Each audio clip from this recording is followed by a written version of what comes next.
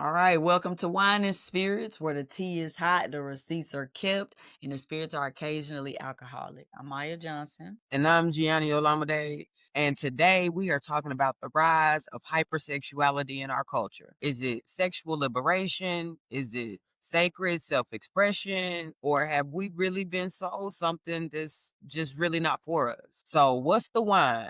Tonight we are discussing everything from the viral trends that are happening out here. Okay, and that's the OnlyFans uprising. Mm-hmm. Okay, not uprising, normalization. It sounds like we at war with OnlyFans models. The baddie aesthetics, the Yeah, hypersexualized TikToks, the thirst traps on IG, and really just hypersexuality on TV in general. yeah. At this point, you got full frontal nudity. The stuff we used to be trying to sneak and watch of Showtime as kids, it's out here for Mm-hmm. the kids now. Oh, for sure. That stuff used to be considered like soft porn once upon a time. Not only that, like I was talking to a friend of mine yesterday. I had company yesterday, the homie Bianca. And my son knows that I watch a lot of anime, right? And there's one that I took a liking to recently. It's called That Time I Got Reincarnated as a Slime. And so my son, his comment was, I know it sounds crazy, but he was like, you kind of gotta be careful with them. I think he called isekai.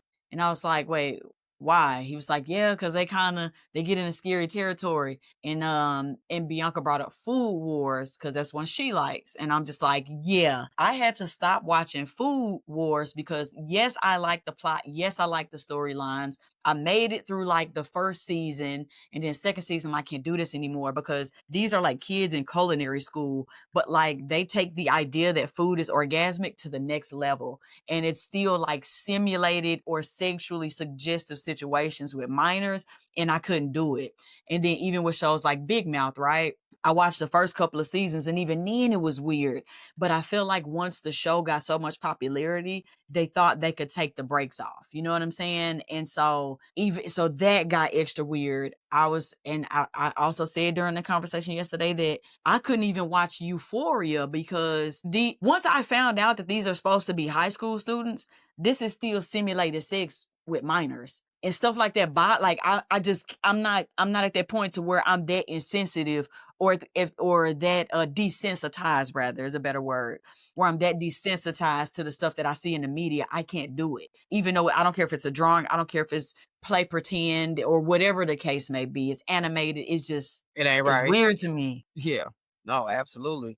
I was like, but even that even begs the question of the shift of clothes and attire for younger children, younger girls, right? Hmm. And like what's age appropriate now based on the I don't even want to call it a new normalization because I'm hoping that as Yeah, we have these conversations, we derail and roll back to a different kind of new normal from right. what it is we currently have. But on the Instagrams and the Facebooks where you got the little girls dressing like their mamas, but the mama's not actually Yeah. tailoring their outfits to be um to child appropriate to where you Right, and your right, baby right. can wear this, right? There's no Yeah, reason don't that your be age baby should have a appropriate at 27 all. piece. Like things like that. Or even I hate to bring her up, but the trail ride baby, the girl that's doing Yeah, cause what is her name? Miss something. It ain't Miss Shirley. It's yeah, I think it might be. Miss Shirley. It I don't might want be to call her something. Miss Nothing. That's the adultification of a baby. Like all of that situation is weird. Whether or not y'all think that is innocent or whatever, it's just inappropriate. And I had a conversation with my wife not too long ago. She was talking about stores that she used to shop at when she was young. So remember we had not just Rainbow, they had Rainbow 2 for younger kids. They had, I can't even think right now, University Mall. They had no, What, Park Plaza. Oshkosh? They had a store upstairs. Not even just Oscar. No, it was like literally, oh my goodness, what is that store? I don't remember. I can't think of nothing right now. 'Cause I'm Children's old, but Place? No, that was no, they actually had stores specifically for preteen girls once upon a time. And so those things don't exist. Y'all put whenever you hear this, please somebody message me something because I don't want to just matter of fact, I'm gonna Google it. I'm gonna Google it. yeah, they was. I remember though, University Mall. I can't say I was in the rainbow section. I think at that period in my life I was probably shopping at Greg's. I feel that. I feel that. I feel that. That's funny. I feel that. That's a reference. Y'all not gonna get it, but that's Yeah, if you from Little Rock and you remember University Mall, you know exactly what was in Greg's. yeah.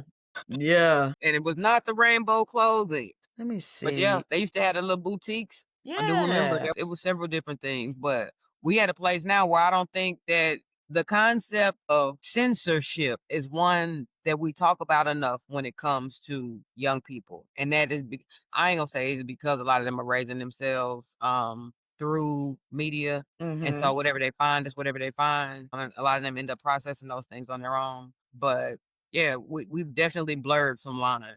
And when I was growing up, there were no blurred lines, right? There were Mm-hmm. specific things for children. Then you could graduate to some other access once you became a teenager. Right. And the rest was really for once you graduated and Yeah. became quote unquote an An adult. adult. And so we didn't have the pressure to feel like we had to grow up too fast because it was you had things that were normalized for your age group. And then you had peers that, depending on what environment you were in, Mm-hmm. hopefully wasn't taking you too fast because, that's a thing too. Socialization and the things that other Definitely. people will expose you to is very real. But it was a recent 2023 survey that said 71% of Gen Z women feel pressure to present as sexy online. Right? And these are young women.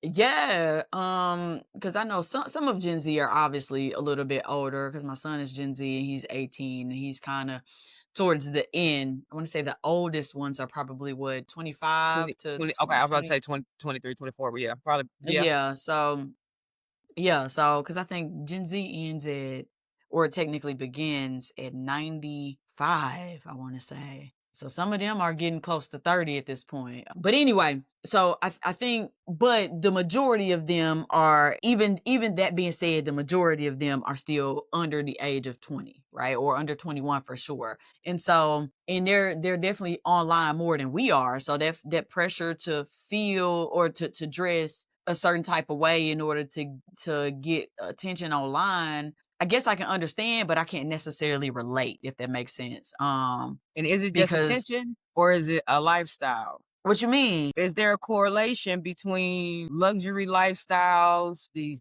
baddie aesthetics, being sexy, or yeah, there's a look for the IG model, quote unquote, For right? sure, Like, for sure. I'm just begging the question of, is it attention that they're seeking, or are they trying to fit that mold of looking like they fit that lifestyle?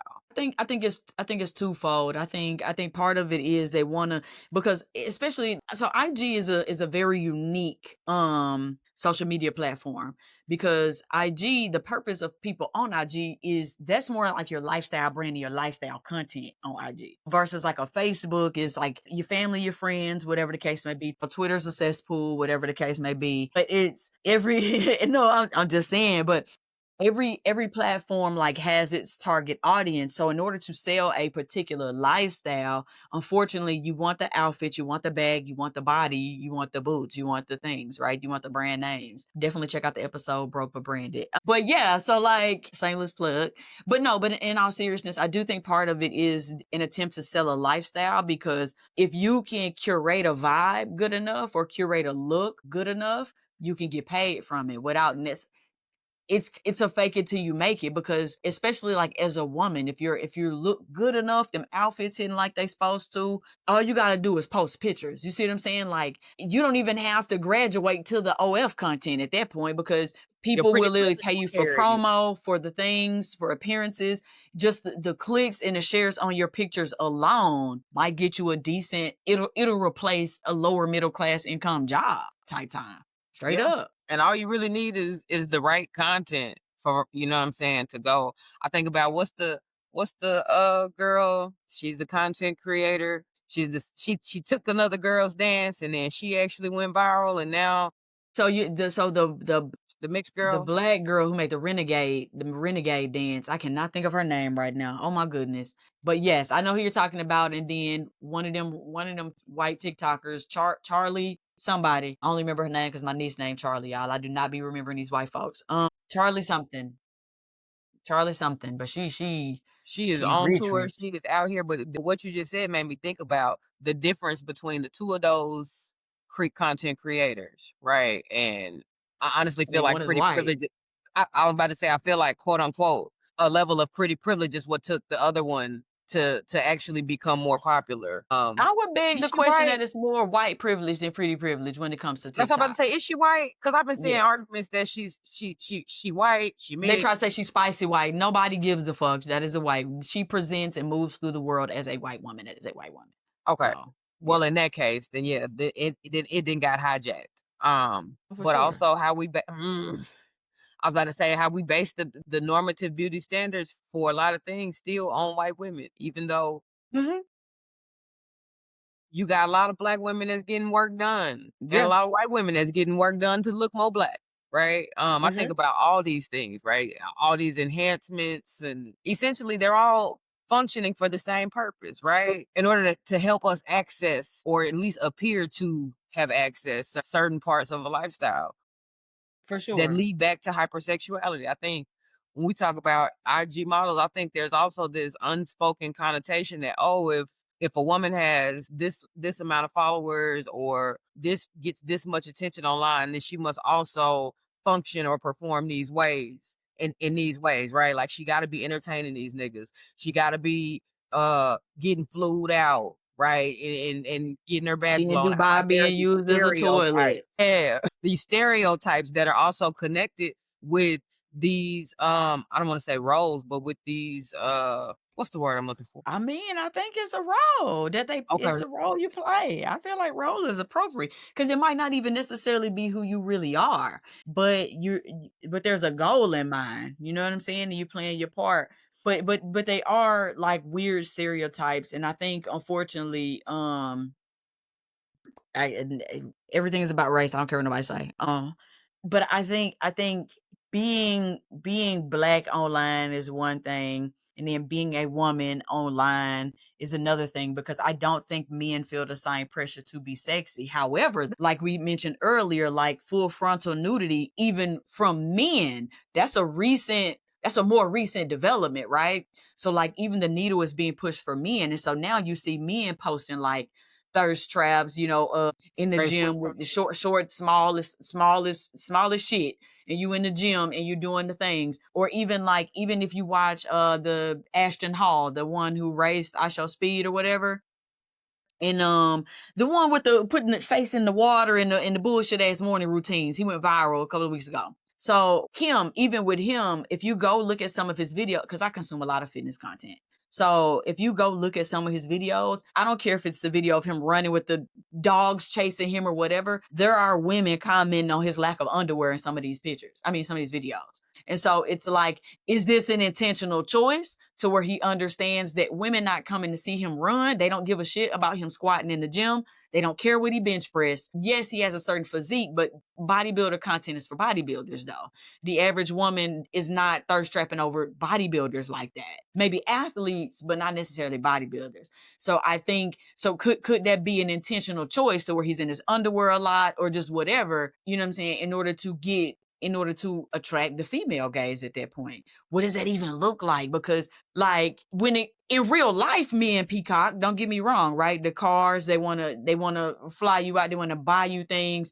It's probably a dude in my inbox right now saying he want to take care of me. However, that has not made it to the online sphere where men are doing things in particular to attract the woman, like women's eyes, like in that. And see, I would argue that the gray sweatpants movement is a part of that, right? Period. Period. Everybody know what we Yeah, talk with about it. when we say that. Like Yeah. it's a thing.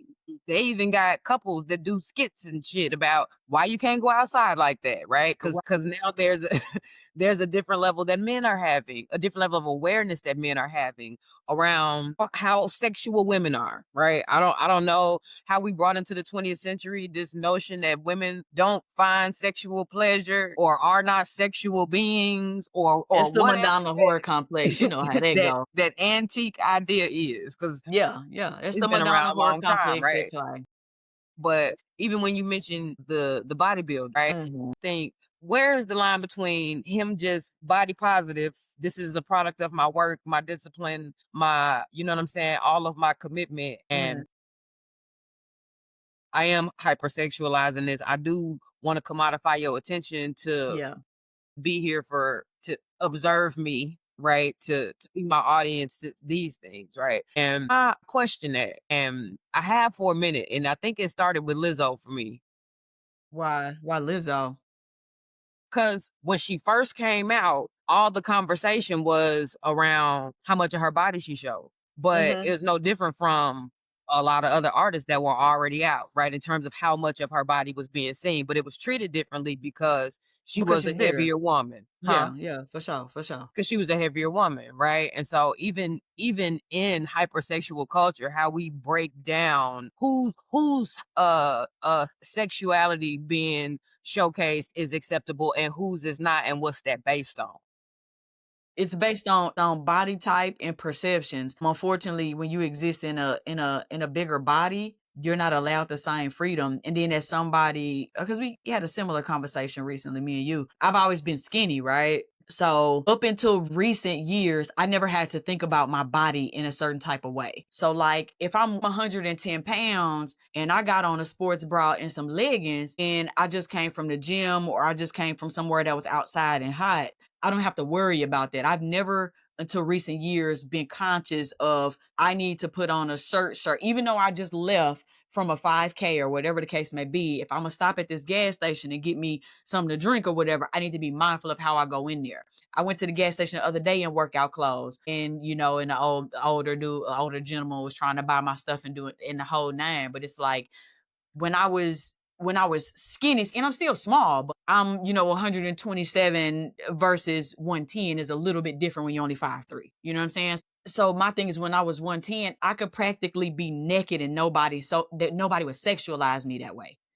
When I was a young girl, when I was a teenager, when I was 10, 11, 12, going through puberty, the whole nine, I never had adults police what I wore like that because nobody had to ever pull me aside and be like, hey, you kind of feeling out, you need to cover up. Unfortunately, that is a privilege that comes with being skinny as fuck. And I think we take that for granted being smaller because we don't take the same level. We're not being observed the same way. In most instances, we are not being observed the same way as, those kids who were, you got young girls who were my size at 10, 11 years old. You know what I'm saying? And Or that's or when I even had that conversation about, hey, you got to start taking care. You're filling out. You're going to yep. have older people start looking at you.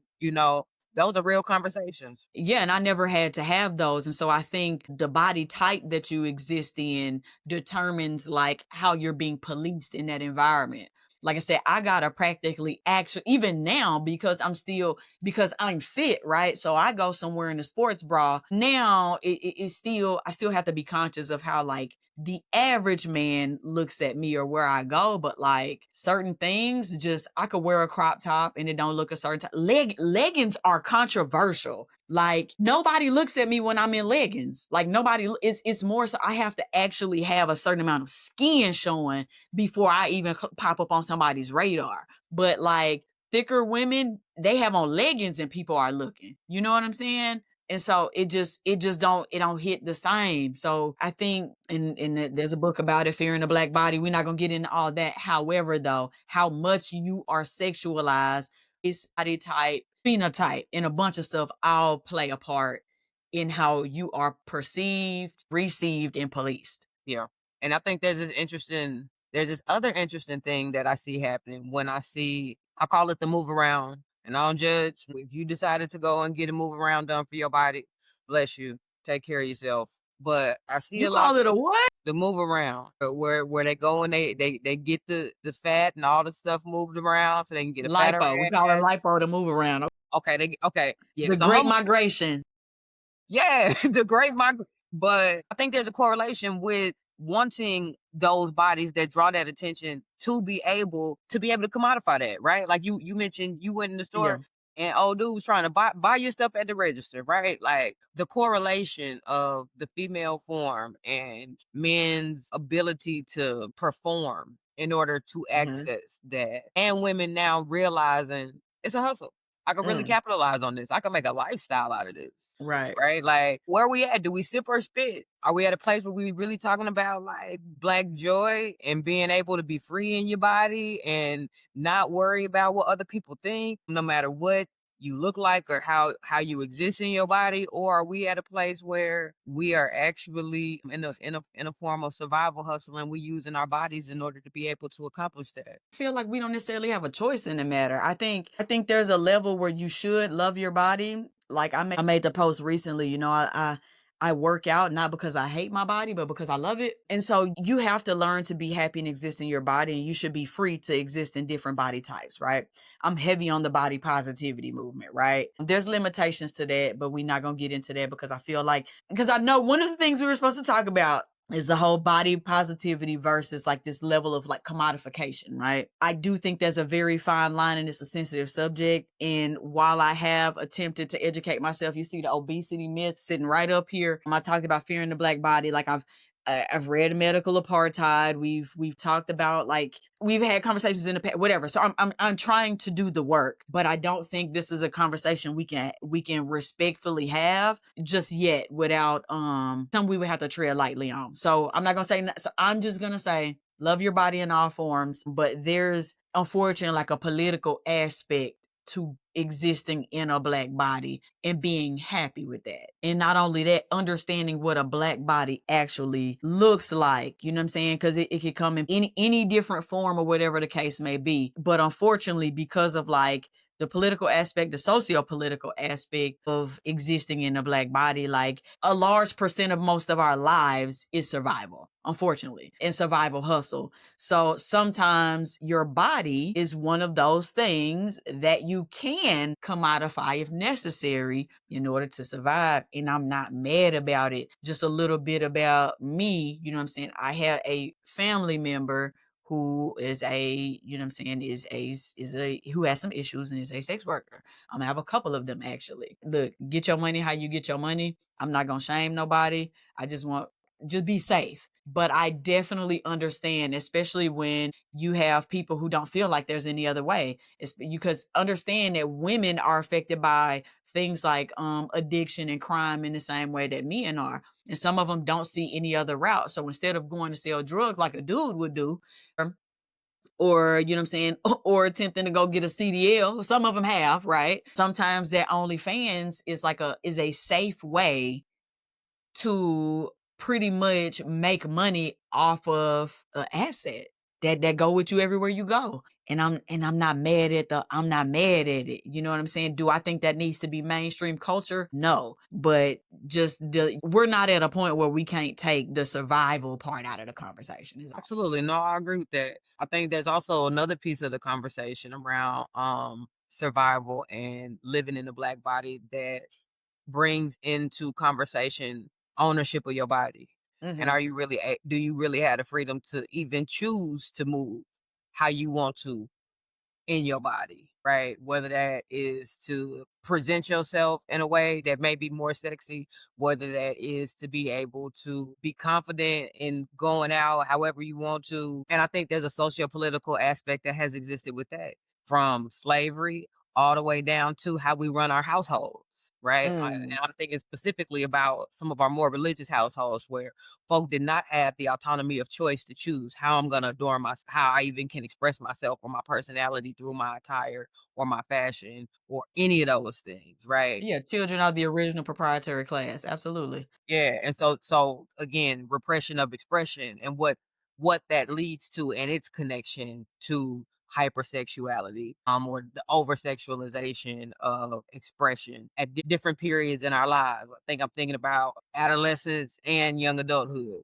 Mm-hmm. Well, which is still adolescence, but just that period and what all it marks, but not to go too far left. I think there's really a conversation about where does sexual sovereignty meet consumerism? I don't know. I feel like that's a difficult question to answer because we're not ready for that. I feel like a lot of us aren't ready for that conversation yet. Like, remember the whole pro ho movement and stuff, right? Mhm. For the record, I am pro ho. However, though, I think we have lost the plot a little bit. I think we lost the plot with the slut walk and the things. We definitely lost the plot.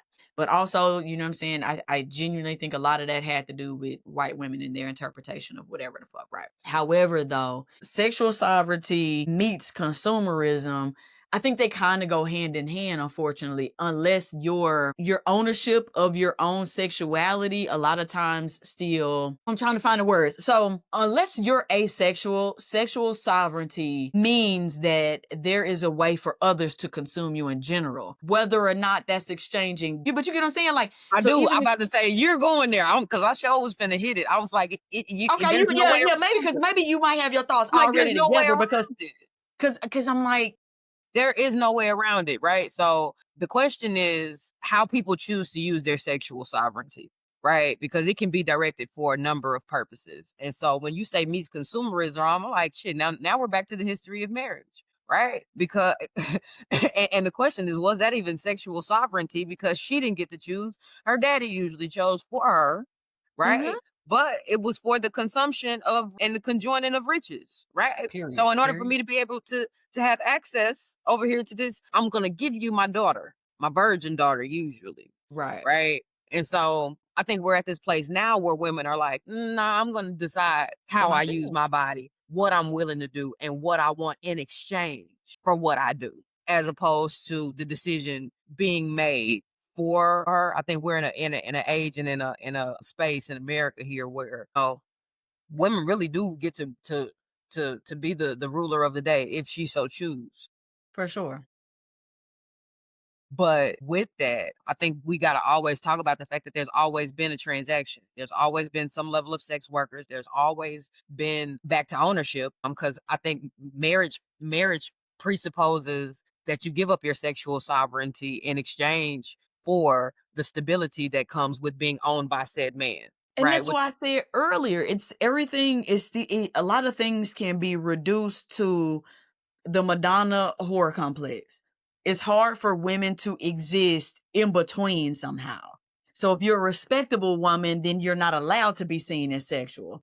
And if you are seen as sexual or openly so, you're then not you're allowed to not be allowed to be respected. seen as a good woman, right? Those things are seen as mutually exclusive to a lot of not just men, but society as a whole, because women judge other women in the same way by the outfits, by whatever. You know what I'm saying? Hoes do not have a uniform. Promiscuous women do not have a uniform.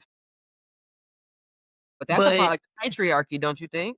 that's absolutely a product of patriarchy. And not only that, there's a word, I don't know if she coined it, but somebody I follow on TikTok, Nia Ola. So she called it horophobia. And I think that's very, very accurate. There is a phobia or a fear of women that we deem are hoes, whores, or promiscuous. This is why people have more vitriol for Sexy Red than King Von. Somebody who's taken actual lives. And you still took her to the O all day long. But somehow Sexy Red is the thing that's the worst for the black community. Like, you got kids doing meth now. Kodak Black literally was talking about how he liked meth in a recent freestyle.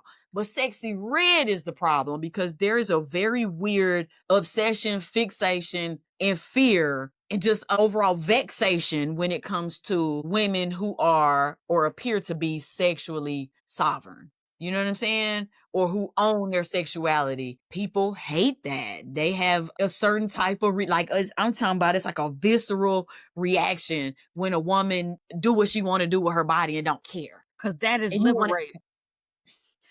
to beat her into submission and make her care, or she has to disappear into oblivion. She's not allowed to exist if your projections are not allowed to affect her own personal reality. It's crazy. It's crazy. Absolutely. But if the end goal is control and we are looking through the lens of patriarchy, right, of dominance and being able to direct the activities of women in order to exist and function for the benefit of men in most cases, then yeah, who can dominate the sexually liberated woman? Nobody. And it's the problem though. And it's because it's mentioned in this book, right?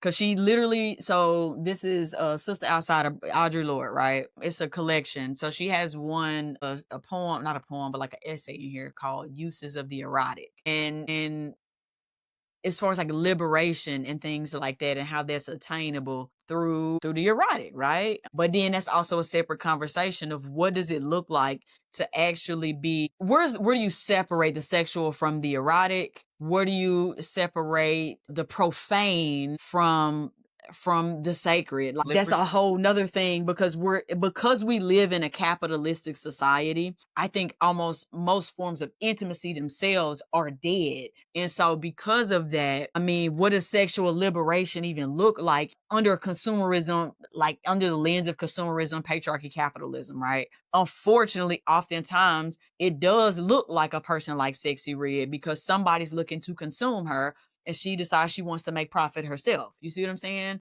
Same thing with OF models. The men are seeking to consume regardless. And it's probably the reality they live in when they leave the house too. Like it's still men attempting to consume them in some type of way. And sometimes that sexual sovereignty looks like controlling your consumption. Sometimes that's all you could do. But Yeah, but you really could take it and flip it on his head. I think when we look at folks like Josephine Baker, right, and the way that she was seen publicly as erotic and a sexual figure, but she also used that in a way that was able to yeah, she be a was a political spy and smoke advocate. it. Yeah, Yeah, yeah. you know what I'm Use saying? what you got to get what you need. I'm trying to think of the movement, but there was a group of sex workers that organized. I don't know if that was in the Philippines. It was somewhere in India. Mm, But basically, the gentleman would come in and pillow talk. They would carry the information to the yeah. workers who were trying to actually be able to combat these folks. Because the folks who was coming to see them were the businessmen, the merchants. They were the decision makers, right? And so, like, I think there are a variety of ways that you can use anything,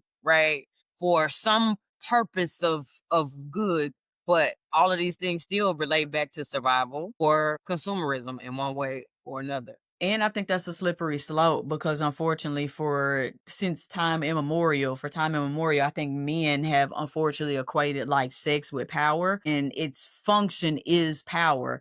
It's like even if you listen to, and this might sound a little woo woo, right? A little woke, if you will. But even if you listen to whether it be a rap song or even a lot of times R&B songs, and how they talk about sex. All of the words are not things that sound funny. Smash, slash, thrash, like just all types of shit because Beat it there's up. still a certain like power dynamic that comes with that. And that's just like even in the military, right? You can look up the statistics. I wrote a paper on it like years ago, but you can look up statistics yourself, but like even in the military environment, most of the victims of sexual assault are other men because there's still a no, literally, it's not now, it ain't crazy like a 60-40 split, but it's definitely like the majority. I think it's literally something like 55-45, 55 of actual victims are other men.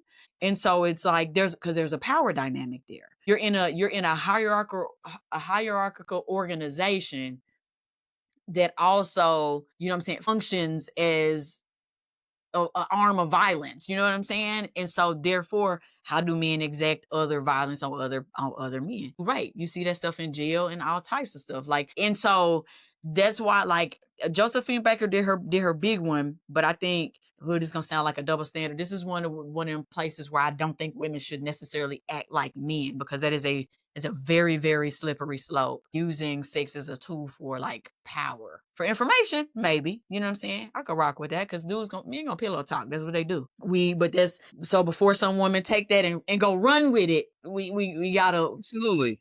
yeah, that's all. But Before you run also with it. have some reflection too about the how you make your decision about your sexual engagements and conquests. Be conscientious, be safe, be mindful. So we're gonna sip or spit on this one. I think I'm spitting a lot of this back out just because culturally there are other ways that we can really approach being able to express ourselves, to be able to process our understanding of our own value, but also to really be able to have these conversations without the harmful practices that we have attached to a lot of Mm, it that's rooted in capitalism, patriarchy, and the yeah. systems that we live in.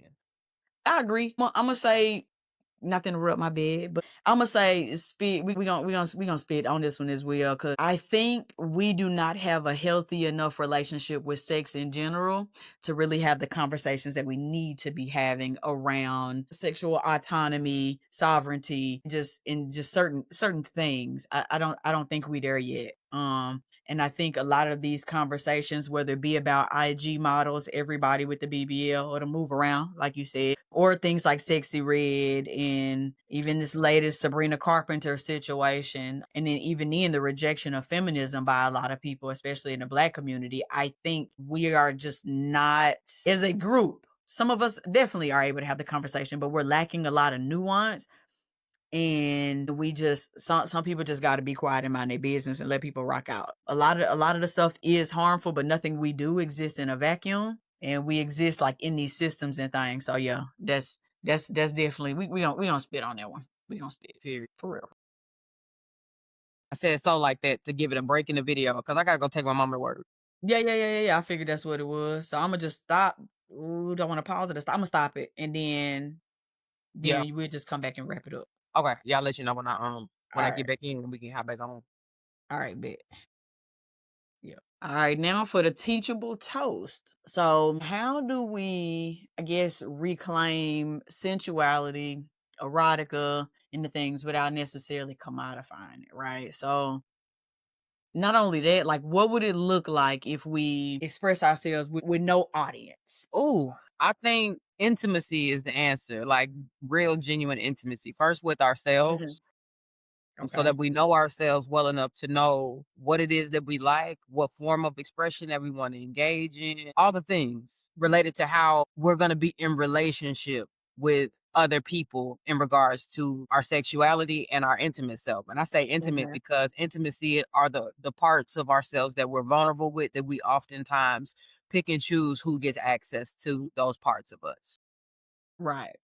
But I think if we can do that first with ourselves, then it makes us easier to, or makes it easier for us to have conversations with other people that draw out those boundary lines and name very clearly rules of engagement, if you will. I think it is hard to decouple any of our relationships in the context of patriarchy and capitalism I agree. because they are systems that we live in and under that we figured out how to navigate inside these things or with these things inside these systems. Hmm. But yeah, I think it's really to stick with the parts of the intimacy that actually bring us joy, right? That we can live into with intention and we can actually create or produce something healthy or pleasurable or productive from. Hmm. Because Hmm. we don't talk about pleasure in and of itself, but I don't think pleasure is a bad thing, right? Like Agreed. I don't know that hedonists, we don't talk about hedonists in our community, but They there exist. are some. Yeah. Yeah, There for are sure. some, right? But for them, the pursuit of pleasure is for the sake of the experience, right? I'm Hmm. not looking for anything else. I'm not trying to commodify this. I'm not trying to survive from this. I am trying to have an experience, right? And depending on how you frame your experiences, right? Whether that's a spiritual experience, whether that's a physical, expansive experience in your body, right? Whether that's a connective experience with the person that you are in relationship with. Like, I just think we got to figure out what that looks like and be genuine to it.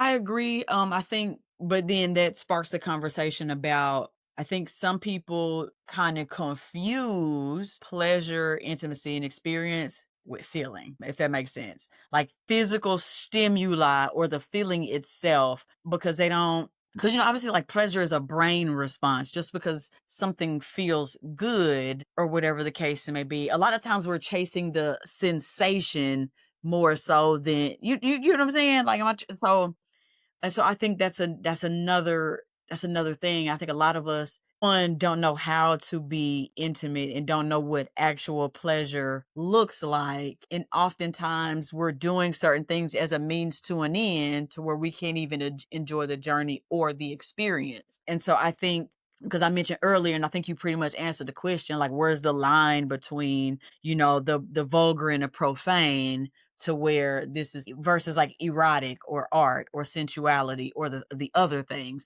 And I think it's in that, it's in the pleasure, it's in the experience versus chasing a feeling or a specific sensation. I think that's the thing. And then obviously people watch and consume way too much, porn. So that causes people to blur those lines for real, because there's Well, no seriously, intimacy there. I'm Everything about is to a say, performance. and to have a narrow mindedness about what experience can entail or look like, right? Like, I think we cut ourselves off. One, when we talk about hypersexuality, I don't think we oftentimes talk about the spirituality of sex, Mhm. right? And where what all can be done with it, where all it can take you, all its purposes and varieties that it exists in. And I don't know if that's limited to our community or if that's just a thing in American culture. Because I know that we're very sexually repressed people, even with the For rise of sure. Ooh, hypersexuality. and black men, they Even kinda, with the rise of hypersexuality. yeah, And so I think it's figuring out like we got a long way to go. we expand this conversation, recognizing this repression that exists, but the fullness of this conversation.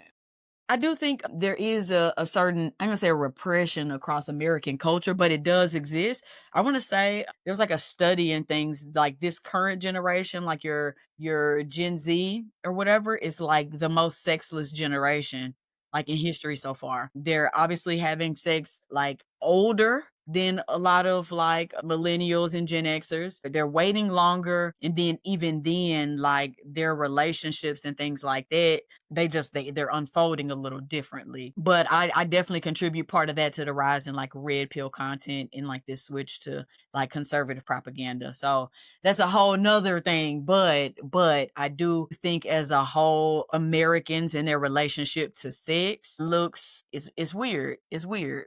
It's Yeah, and weird. then you throw purity culture in there too. Yeah. And we have many folks that are still adherents, right? Like so many different things, even though it's all in your face. Yeah. For sure. For sure. So when I think about intimacy, the erotic, two folks come to mind for me. And one is Audre Lorde and the other is Anaz Nin. Okay. Anais Nin, I call it the Venus book. I'm trying to remember the actual real name, but it was my first real book of erotica that was like classic before I discovered Zane. I think we all read a little bit of that shit in high school.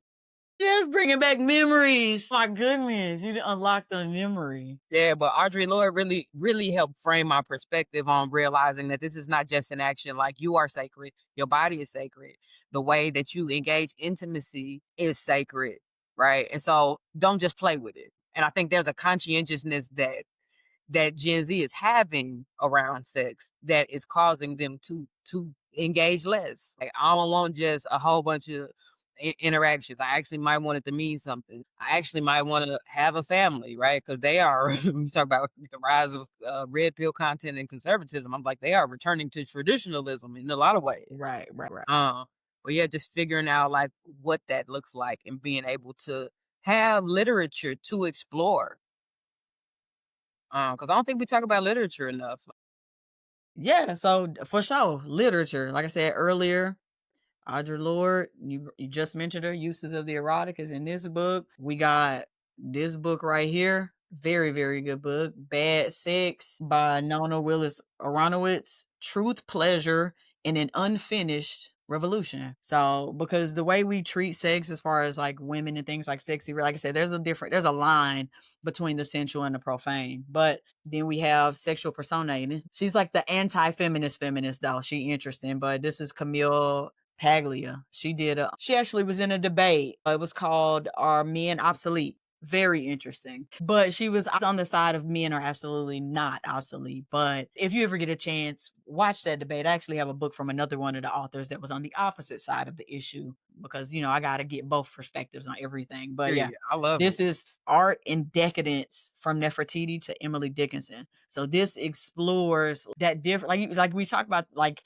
whether erotica, whether it's like profane imagery without being like, because it's not like pornographic, but it's like exploring like women's sexuality for real and how it's been portrayed over the decades and how that has the portrayal has evolved as art and things like that have evolved. So yeah, we definitely need to get heavier on the literature tip as far as like I mean, like, read smut, do your thing, right? But, like, also but also, like I said earlier, the things that you think, your thoughts do not exist in a vacuum. Your thoughts and beliefs do not exist in a vacuum. And so it's like, if you're not programming yourself or at least giving yourself good information, like, then you're leaving yourself to be programmed by whatever there is, right? Don't think of absent like you not doing nothing or not engaging is somehow helping you, because it's not. So yeah, I think sex needs to be less taboo, and I think we probably need to talk about it more. At some point we should legitimately do in like a I would like to do another episode in the future about like the sexual repression that we're experiencing, and like some of those things that black folks tend to struggle with when it comes to sex, eroticism and stuff like that. I feel like, just like being like we talked about earlier, existing in a black body, we're already othered in so many ways. We're even othered in the porn industry because ebony is a subcategory of pornography, right? Like, we're not even technically main, as much as we are over sexualized, hypersexualized, and all of the other things, we still are not at the top of the list. We're not like, black sex ain't mainstream like that. Not for real. It's not mainstream. And I think that's a problem. But for many different reasons that we're not necessarily gonna explore here. But get into the Yeah. books, man. And when you mentioned that we were talking about like profane imagery, where is the line between art and porn? Or is porn art? Y'all finna say porn is technically art. It's technically art. It's technically art. And I hate to say it, but it is. Is it good art? No. That's just like Tyler Perry is a filmmaker, but is he a good one? No. He's not gonna Got you. go down with Kugler or Kubrick or none of them. It's calling the thing a thing. Porn is still art. It's terrible art, yes.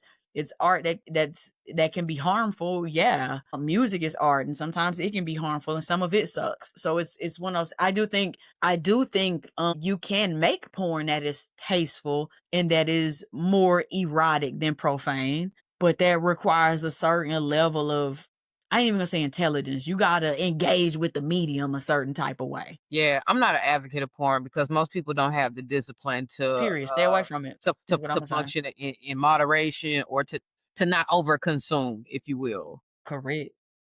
But yeah, I have really thought about that just because I guess when I think about art, I do think about it a little culturally, like, Mm-hmm. there's spectrums always, but I'm like, what's the Yeah. high end spectrum of artistic porn? I don't know. But yeah, I don't know. I definitely think we should talk about it more, engage it, understand it, explore it more in ways that do not commodify the experience or the value of For what it sure. actually is. Even though we know capitalism gone capital, baby. You hear me? You hear me? So I guess it's time to toast then. So here's to choosing our pleasure, right? With intention though. Be intentional about pleasure and not for attention. Right? Yes. Yeah, I will sip to that for sure. Cheers to that. Intention over attention. So listen, y'all, you know how it is. If this stirred your spirit, made you think, made you want to go get in the mirror, have a conversation with yourself, okay? Listen, like, share, subscribe. If there's a part of this conversation that you want to go deeper in, because we definitely are going to come back and talk about some more parts of this. And you're interested in being on a specialty sip, shoot us a message, let us know. We'll get it lined up with you. Period. Okay. But also, if you have not got caught up to speed and watched the other episodes, hit the button and go and play catch up because the Get whole on season it. has been a banger. Okay. But Period. next week we'll be back and we will be discussing the decentering of men and gender wars. Okay. So it's getting hot in here. And so I just want to make Yeah. sure you got something to drink on and you're prepared so that you can get into it with us. So yeah, do we really need to take a path away from patriarchy for liberation? Or are we really just in the middle of a gender war? We're gonna get into it and we hope that you'll come let us know what you think. Like I said, drop in them comments, hit the share, like, subscribe, tell your people it's a party. Come get in and let's talk. Yeah, expects. Throw us in a group chat. But yeah, so like I say, do some today to benefit your future self. And then like the homies say, what is it? Get what you need always and in all ways. Period. Meet me in the future, y'all. We'll see y'all next week.